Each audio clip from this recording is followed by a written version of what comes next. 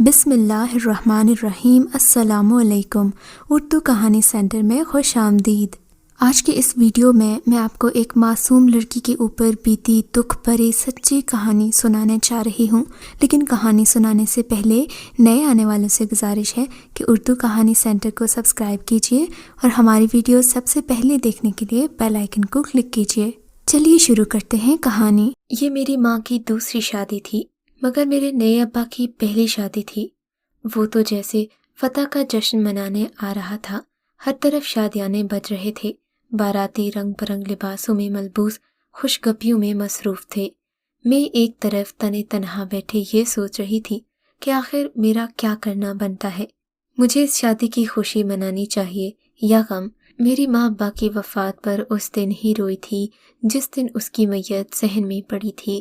پھر تو جیسے حالات معمول پر آ گئے، یوں لگتا تھا جیسے کچھ ہوا ہی نہ ہو۔ میری ماں کو ابا کی وفات کا اتنا غم تھا یا نہیں جتنا اسے گھر کے حالات کا تھا۔ ابھی 1 سال مشکل سے ہی نکلا تھا کہ اس نے شادی رچا لی، شادی پر نئی نویلی دلہنوں کی طرح مہندی میں شرابور وہ مجھ سے بھی غافل ہو گئی تھی۔ اب تو مجھے لگ رہا تھا اسے شادی سے زیادہ ابا سے جان چھوٹنے کی خوشی تھی۔ غربت میں محبت کم ہی پنپتی ہے۔ میری ماں شروع سے ہی ابا کو پسند نہیں کرتی تھی، آئے روز جھگڑے معمول کا کام تھا۔ مجھے بھی اس سب کی عادت ہو گئی تھی۔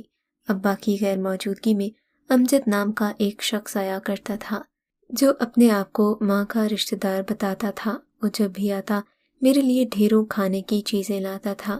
ماں میں اس کی دلچسپی تھی، مگر میں شاید اس کے لیے کھلونا تھی۔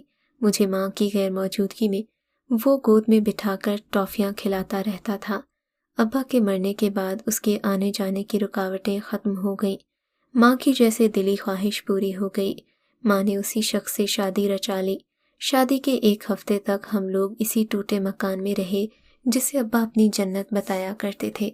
پھر امجد نے کسی سے بات کر کے میرا ابا کی جنت بیچ دی اور گھر آ کر بتایا کہ ہم لوگ کراچی جا رہے ہیں۔ پہل تو مجھے لگتا تھا جیسے ماں نے درست فیصلہ لیا ہے۔ ہر روز نت نئے کھانے ملتے جو میں نے آج تک نہیں دیکھے ہوں گے۔ مجھے لگتا میں پرانے بوسیدہ گھر کی جنت چھوڑ کر بڑے گھر کی جنت میں آ گئی ہوں۔ اب سوچتی ہوں انسان کتنا بے وقوف ہے، جنت کو دیکھے بنا اپنی جنت بنا لینے کا دعویٰ کرتا ہے۔ یہ جنت زیادہ دیر تک جنت نہیں رہی تھی۔ ہر روز میں نے امجد کو آدھی رات کو نشے میں دھت آتے ہوئے دیکھا اور پھر یہ معمول بن گیا۔ وہ ہر روز نشہ کر کے آتا، ماں اور میرے سوتیلے بھائی کے درمیان لڑائی شروع ہو جاتی۔ میں سہم کر کمرے میں جا چھپتی۔ آہستہ آہستہ ماں کے بھی حواس خطا رہنے لگے۔ اماں کے ہونٹ کالے پڑتے جا رہے تھے، آنکھوں میں پیلا پن نمایاں ہو رہا تھا۔ یہ حقیقت مجھ پر بہت بعد میں کھلی تھی کہ اس نے اماں کو بھی نشے پر لگا دیا تھا۔ اماں کئی بار نشے میں اتنا دھت ہوتی کہ اسے پتہ بھی نہ چلتا کہ اس گھر میں کوئی بیٹی بھی رہتی ہے۔ اب دونوں کا مقصد صرف نشہ پورا کرنا تھا۔ آہستہ آہستہ میرے سوتیلے باپ نے نشے کو ہی اوڑھنا بچھونا بنا لیا۔ اس نے کام کرنا چھوڑ دیا، بلکہ یہ کہنا درست ہوگا کہ اس نشے سے اب کام ہوتا ہی نہیں تھا۔ اب مسئلہ اس کا نشہ پورا کرنے کا تھا، اس لیے اب وہ اکثر کچھ نہ کچھ چوری کر کے لے آتا۔ میری ماں کو بھی اعتراض نہیں تھا کیونکہ اس کا بھی نشہ پورا ہو رہا تھا۔ ایک دن میں نے اپنے باپ کو اپنی ماں سے بات کرتے ہوئے سنا کہ رخسانہ کو کسی کے گھر کام پر رکھوا دیتے ہیں، اس طرح سے ہمیں ہر مہینے پیسے ملتے رہیں گے۔ مجھے لگا میری ماں انکار کر دے گی، کیونکہ مجھے لگا وہ مجھے خود سے دور نہیں بھیجے گی، مگر یہ سب تو میری خام خیالی تھی۔ نشے میں کون سی بیٹی اور کون سی ماں، وہ تو جیسے اسی انتظار میں تھی۔ جھٹ سے مان گئی۔ میں نے ماں کی منت کی کہ میں تجھ سے دور نہیں جانا چاہتی۔ میری ماں نے مجھے یہ کہہ کر سمجھایا کہ میں مہینے بعد تجھ سے ملنے آتی رہوں گی۔ میری ماں نے مجھے یہ بھی لالچ دیا کہ وہاں تجھے نئے کپڑے اور کھانے کو بہت کچھ ملے گا۔ جوانی مجھ پر دستک دے چکی تھی، مگر ابھی میری عمر کچی ہی تھی۔ میں ماں کی باتوں میں آ گئی، خوشی خوشی ابا کے ساتھ جانے کو تیار ہو گئی۔ ابا مجھے اپنے ساتھ بس اڈے پر لے گیا، مجھے سمجھانے لگا کہ جیسے جیسے وہ لوگ کہیں گے تم ویسا ہی کرنا، اگر تم ان کی بات مانو گی تو تمہیں نئے کپڑے اور کھانے کو بہت کچھ دیں گے۔ میں نے پھر سے ابا کی ہاں میں ہاں ملا دی۔ بس کے آتے ہی ہم دونوں بس میں سوار ہو گئے۔ ابا تو تھوڑی ہی دیر کے بعد سو گیا تھا، مگر میں سارا راستہ یہی سوچتی رہی کہ مجھے کھانے کو ڈھیروں چیزیں ملیں گی، مطلب بھوکا نہیں رہنا ہوگا، تو یہی کافی ہوگا۔ جیسے ہی ہم دوسرے شہر پہنچے، مجھے وہاں ایک بڑے گھر میں لے جایا گیا۔ میں نے زندگی میں پہلی بار ایسا گھر دیکھا تھا۔ میں حیران ہو کر دیکھتی رہی، سوچتی رہی کہ اتنے بڑے گھر میں لوگ بھی اتنے سارے رہتے ہوں گے۔ ابا نے مجھے بازو سے پکڑ کر ہلایا اور اندر آنے کا کہا۔ میں ابا کے پیچھے پیچھے چل پڑی اور اندر داخل ہوتے ہی دنگ رہ گئی۔ ایک طرف پانی میں رنگ برنگی مچھلیاں تیر رہی تھیں۔ میں بھاگ کر مچھلیوں کے پاس چلی گئی، حیرانی سے انہیں دیکھنے لگی۔ میں اسی نظارے میں گم تھی کہ پیچھے سے کسی نے مجھے آواز دی، کیا تمہیں یہ پسند ہے؟ میں نے ہاں میں سر ہلا دیا۔ وہ مجھے پکڑ کر صوفے پر لے گیا اور کہا، تم یہاں جو چیز پسند ہے وہ لے لینا۔ میں اتنی خوش ہوئی کہ ماں کی جدائی کا بھی خیال نہ رہا۔ تھوڑی دیر کے بعد ابا ایک کمرے سے نکل کر آیا۔ اس کے ہاتھ میں ڈھیر سارے پیسے تھے۔ وہ میرے پاس آیا اور کہا، تم ان کی ہر بات ماننا اور انکار نہ کرنا۔ میں اور تمہاری ماں ہر مہینے بعد تم سے ملنے آئیں گے۔ میں نے ہاں میں سر ہلایا۔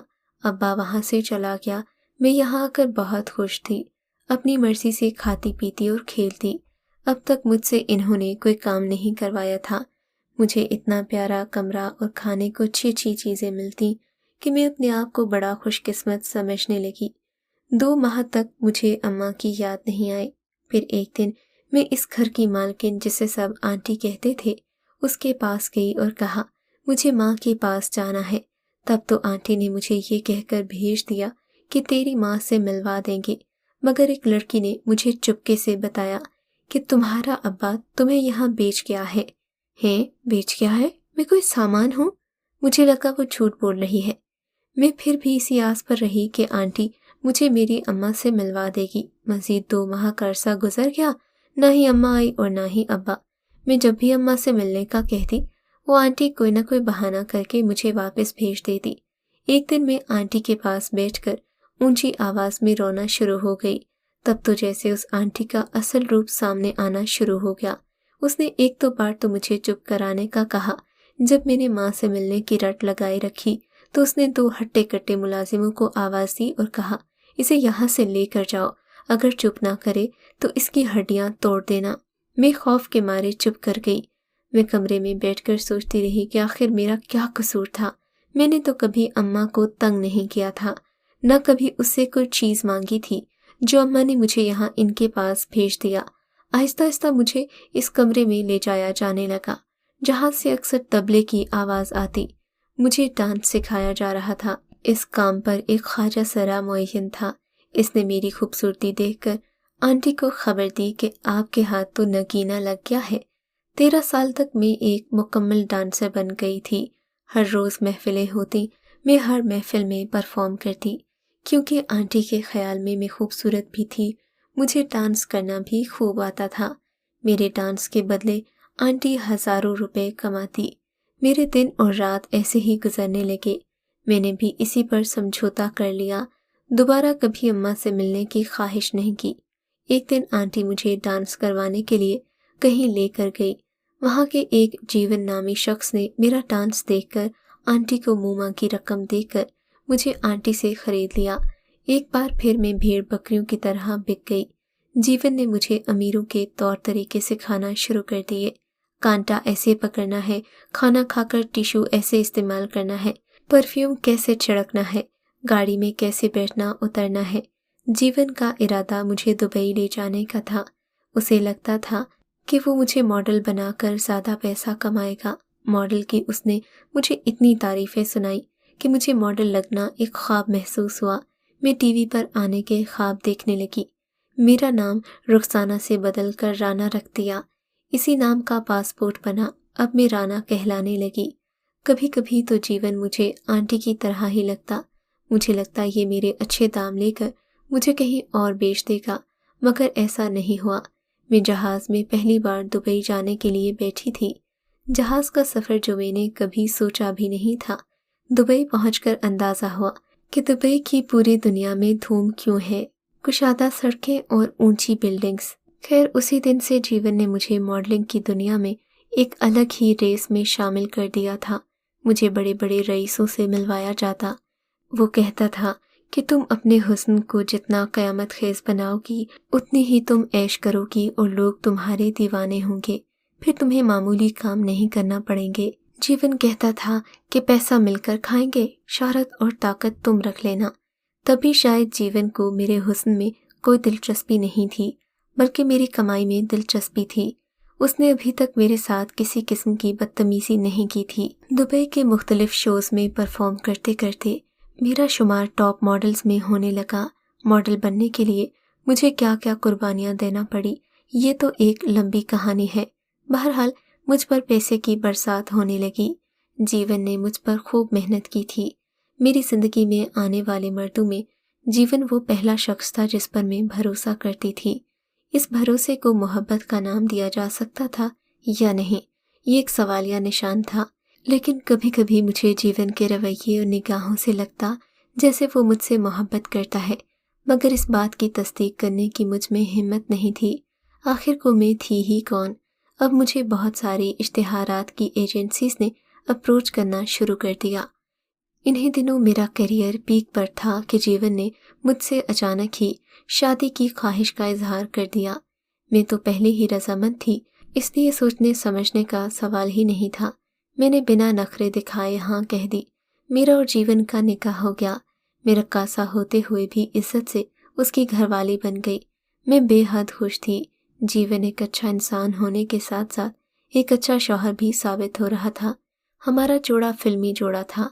तन्हा फ्लैट में रहना, रोज़ डिनर बाहर करना, गाड़ी में घूमना फिरना, शॉपिंग करना और रोज़ नए नए एड्स साइन करके पैसा कमाना। जिंदगी यूं ही चल रही थी कि एक दिन अचानक मेरे सौतेले अब्बा की कॉल आ गई। दूसरी जानिब से रोते हुए उसने अम्मा की बुरी हालत और ख़राब तबीयत का जो नक्शा खींचा, उसके बाद किसी का भी दिल नरम पड़ सकता है। मुझे तो फ़कत अपने सौतेले बाप से नफ़रत थी। माँ ने मुझे बेचने की हामी नशे में भरी थी। मुझे बहरहाल यही लगता था। सारी बात सुनकर मैं अजीब बेकरार हो गई। मैंने जीवन से मशवरा किया। उसने भी सारी बात मुझ पर डाल दी कि अगर तुम अपनी माँ से मिलना चाहती हो तो चली जाओ। मेरा फैसला तो जाहिर है कि हाँ में था, मगर मसला ये था कि मेरे 2 प्रोजेक्ट्स चल रहे थे। मैंने फ़ैसला कर लिया कि मैं जाऊँगी तो ज़रूर, मगर ये 2 प्रोजेक्ट्स मुकम्मल करने के बाद अगले माह ही निकलूँगी। अभी थोड़े ही दिन गुजरे थे कि अब्बा की कॉल दोबारा आ गई। मुझे कहा कि तुम्हारी माँ बिस्तरे मर्ग पर है, आखिरी सांसें ले रही है। वो तुमसे मिलना चाहती है और तुमसे माफ़ी मांगना चाहती है। जितनी जल्दी हो सके तुम यहाँ आ जाओ। मुझे चारों नचार अपना काम दरमियान में छोड़ना पड़ा। जीवन मुझे एयरपोर्ट तक छोड़ने आया और मैं पाकिस्तान आ गई। जैसे ही मैं पाकिस्तान पहुंची, मेरा सौतेला बाप मुझे एयरपोर्ट पर लेने आया हुआ था। वहाँ से टैक्सी में बैठकर हम लोग घर पहुँचे। सारा रास्ता मैं खामोश रही, वो भी कुछ नहीं बोला। मुझे लगा शर्मिंदगी की वजह से खामोश है। अपने घर पहुँचते ही बचपन निकल कर सामने आ गया। मेरी सारी मजबूती और सख्ती हवा हो गई। मेरा दिल मचलने लगा कि दरवाज़ा खुले और मैं अम्मा से लिपट जाऊं, मगर घर में दाखिल होते ही घर में महसूस हुआ कि अजीब मुकम्मल सन्नाटा है। मैंने पहली बार अब्बा से मुखातिब होकर कहा, अम्मा कहाँ है? मुझे अम्मा से मिलवाओ। अब्बा कहने लगा, अभी थोड़ी देर सांस ले लो, फिर मिल लेना। मैं तुम्हारे पीने को कुछ लाता हूँ। थोड़ी देर के बाद वो जूस का गिलास लेकर आ गया। मैंने ना चाहते हुए भी वो गिलास पकड़कर अम्मा से मिलने की जल्दी में हलक में उंडेल लिया, मगर जैसे ही वो जूस अंदर गया मेरा तो सर घूमने लगा। जब मुझे होश आया, मैंने खुद को एक छोटे से पुराने कमरे में बंधा हुआ पाया। मुंह पर एक मोटी सी पट्टी बंधी थी ताकि मैं बोल न सकूं। मैं थोड़ी देर तक ये सोचती रही कि मैं आखिर कहाँ हूँ, मेरे साथ हुआ क्या है। अभी मैं इस नतीजे पर पहुंची नहीं थी कि मेरा बाप अंदर आ गया। आते ही वो मेरे सामने धमाका नमा इंकिशाफ करते हुए बोला, तेरी माँ तो कब की मर चुकी है। मैंने तुझे टीवी पर देखा, तू तो अब काफ़ी अमीर है। मैंने सोचा ना तो मुझे पैसे भेजेगी ना मेरे बुलाने पर आएगी, इसीलिए तेरी माँ की बीमारी का बहाना करके तुझे बुलाना पड़ा। मैंने उसकी अगली बातें तो शायद सुनी ही नहीं थी। मेरी माँ मर गई थी। میں پھوٹ پھوٹ کر رونے لگی۔ میرے آنسو منہ پر بندھی ہوئی پٹی میں جذب ہونے لگے۔ کچھ دیر کے بعد جب میں سنبھلی تو پہلی سوچ جو دماغ میں آئی وہ یہ تھی کہ اب یہ میرے ساتھ کیا کرے گا، کیونکہ اس گھٹیا اور بھیڑیا نما شخص سے کسی اچھے رویے کی امید نہیں تھی۔ وہ یہ انکشاف کر کے وہاں سے جا چکا تھا۔ آدھی رات کو وہ واپس آیا اور آتے ہوئے 2 تھالیوں میں کھانا لے آیا۔ میری بھوک تو مر چکی تھی، اس لیے میں نے کھانے کو ہاتھ نہیں لگایا۔ ہاں البتہ میں نے پانی کے 2 گھونٹ بھر لیے تھے۔ گھونٹ بھرنے کی دیر تھی کہ میں پھر سے چکرا کر بے ہوش ہو گئی۔ اس نے میرا موبائل مجھ سے لے لیا۔ جب جب جیون کال کرتا وہ کوئی نہ کوئی بہانہ بنا دیتا تھا۔ اگلے روز بھی میں نے کھانا کھانے سے انکار کر دیا۔ پانی میں نے نہیں پیا۔ وہ مجھے بے ہوش رکھنے کے لیے زبردستی نشے کے انجیکشن لگانا شروع ہو گیا۔ وہ انتہائی شاطر انسان تھا۔ اس نے پیسہ ہتھیانے کے لیے مجھے یہاں بلایا، میری تصویر جیون کو بھیج کر میری بیماری کا بہانہ کر کے اس سے علاج کی خاطر پیسے منگواتا رہا۔ 1 ماہ تک تو وہ یہی کھیل کھیلتا رہا۔ جیون کو بھی ذرا شبہ نہیں ہوا۔ اسے لگ رہا تھا کہ پانی کی تبدیلی کی وجہ سے میں بیمار ہو گئی ہوں۔ میں نے اپنے باپ کی منت سماجت کی کہ تم مجھے چھوڑ دو، تم جتنے پیسے مانگو گے میں تمہیں دے دوں گی، مگر اس نے میری بات کا اعتبار نہیں کیا اور میرا پاسپورٹ بھی پھاڑ دیا کہ کہیں میں دوبارہ بھاگ نہ جاؤں۔ پھر ایک دن اچانک کھانا دینے کے لیے اس نے میرے ہاتھ کھولے۔ اس وقت شاید وہ خود نشے میں تھا، اسے میرے ہاتھ باندھنے کا یاد نہیں رہا۔ وہ جیسے ہی گھر سے باہر گیا، باہر خاموشی محسوس ہوئی۔ مجھے لگا کہ یہی بھاگنے کا موقع ہے۔ میں نے پاؤں کی رسیاں کھولی، لڑکھڑاتی ہوئی باہر کے دروازے سے نکل کر اندھا دھند بھاگنے لگی اور وہاں تک بھاگتی گئی جہاں تک مجھے اور انسان نظر نہیں آ گئے۔ مجھے اندازہ تھا کہ وہ جب ہوش میں آئے گا تو اسے یاد آ جائے گا کہ اس نے میرے ہاتھ نہیں باندھے تھے، پھر وہ مجھے کمرے میں نہ پا کر پاگلوں کی طرح ڈھونڈے گا۔ تبھی میں چلتے چلتے بڑی سڑک پر آ گئی۔ میرے پاس نہ تو پیسے تھے نہ جیون کا فون نمبر ہوتا تو جیون سے رابطہ کر کے اسے ساری صورتحال سے آگاہ کر دیتی۔ میں نے ایمبیسی میں جانے کا سوچا کہ شاید اس طرح میری کچھ مدد ہو جائے اور میں اپنے شوہر تک پہنچ جاؤں۔ میں نے 1-2 لوگوں سے مدد لینا چاہی، مگر کوئی بھی میری مدد کو تیار نہیں تھا۔ پھر میں نے ایک لمحے کو سوچا پولیس اسٹیشن چلی جاتی ہوں، مگر ہماری پولیس جس طرح کی ہے مجھے لگا میں زیادہ پھنس جاؤں گی۔ اگر میرا باپ مجھے ڈھونڈتا ہوا واپس آ جاتا تو پولیس پیسہ کھا کر اسی کی بات مانتی اور وہ مجھے اپنے ساتھ لے جاتا۔ میں اپنی کوشش ترک نہیں کر رہی تھی۔ ایک ٹیکسی والے سے منت سماجت کی، کسی نہ کسی طرح میں ایمبیسی پہنچ گئی۔ وہاں جا کر میں نے جیون کا پتہ بتا کر اس سے رابطہ کروانے کا کہا۔ انہوں نے میرا رابطہ جیون سے کروا دیا۔ میں نے اپنے شوہر کو ساری صورتحال سے آگاہ کیا۔